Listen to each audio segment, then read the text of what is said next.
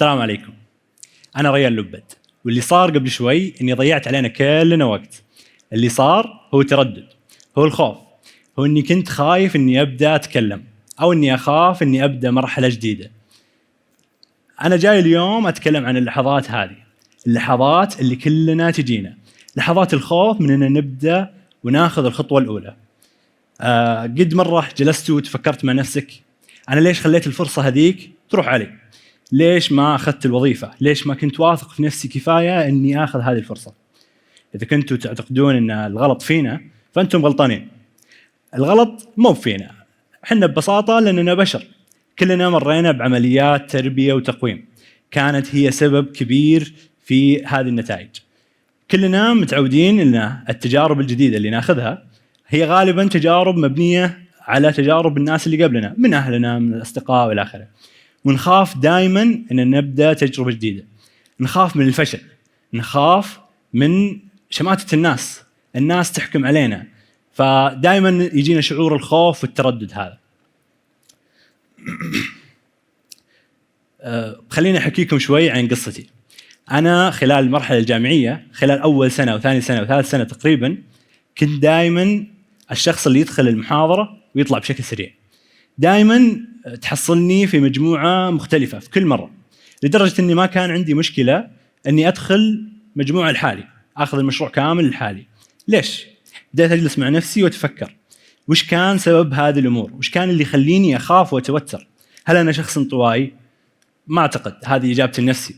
لكن دائما كنت أخاف من نظرة الناس اللي حولي، دائما كنت أخاف من نظرة زملائي اللي معي في الدفعة اللي متقدمين واللي متعلمين مهارات ما شاء الله عليهم، وخاف انهم يحكمون علي ان هذا تو متاخر علينا فخلنا نبعد عنه شوي. بعد هذه الجلسه وبعد التفكر هذا قررت اني اخذ حياتي لمرحله ثانيه كامله. تقريبا خلال سنه واحده تحولت حياتي 180 درجه. خليني اعطيكم القصه حبه حبه. في بدايه القرار هذا اني ابدا انقل حياتي لمرحله جديده، كان الهدف اني اخذ خطوه، والخطوه كانت اني ابدا دوره مدتها ما تعدى 20 ساعه. الدوره هذه كانت ممكن الواحد يخلصها في اسبوع، في اسبوعين، ثلاثه. حرفيا هي خطوه صغيره جدا لكن لها تاثير كبير، بعد شوي بحكيكم اياه. الخطوه هذه دائما تذكرني في الخطوات اللي هي خطوات الاطفال، البيبي ستيبس. دائما الولد تحصله في البدايه، اول يعني مراحل حياته يبدا يمشي شوي شوي الى ما يبدا يمشي بشكل طبيعي اكثر واكثر والى اخره. الخطوه الصغيره هذه، الدوره اللي مدتها 20 ساعه، الخطوه اللي بعدها كانت اني اشارك في مسابقه. قلت انا الان اكتسبت مهاره وابغى اشارك في مسابقه هاكاثون. الهاكاثون ببساطه من 3 ايام نحاول نطلع بفكره جديده. قلت ابغى ادخل مع مين؟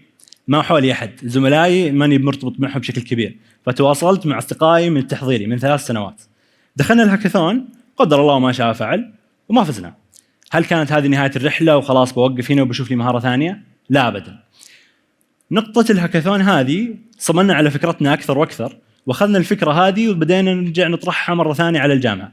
نطرح الفكره بطريقه اخرى على الجامعه بشكل مباشر، الى ان تمكنا ان ننقل الفكره اللي كانت ما فازت في هاكاثون اللي انها تصير مشروع رسمي في جامعه الملك سعود. مو بمشروع رسمي عادي، مشروع تحت العميد بشكل مباشر.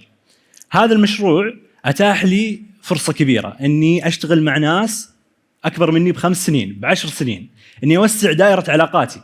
شفتوا كيف الخطوتين اللي في البدايه؟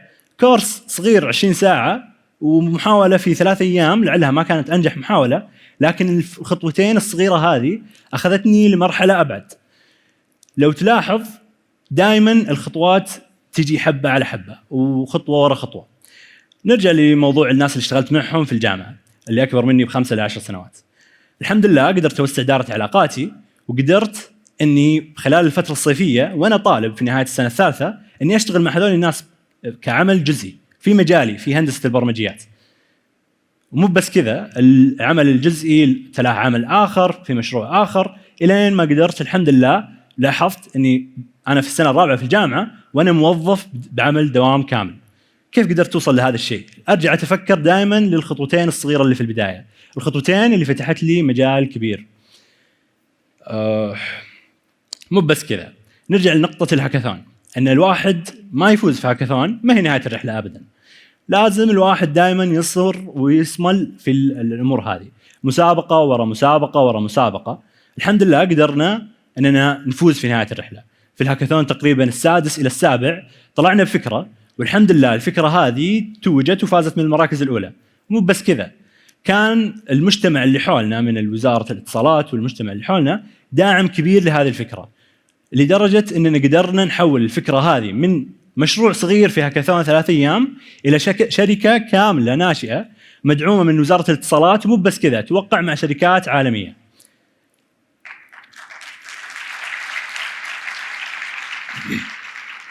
تخيل معي وش كميه الاشياء وش كميه الخطوات اللي تقدر تبداها في حياتك في سنه واحده بس.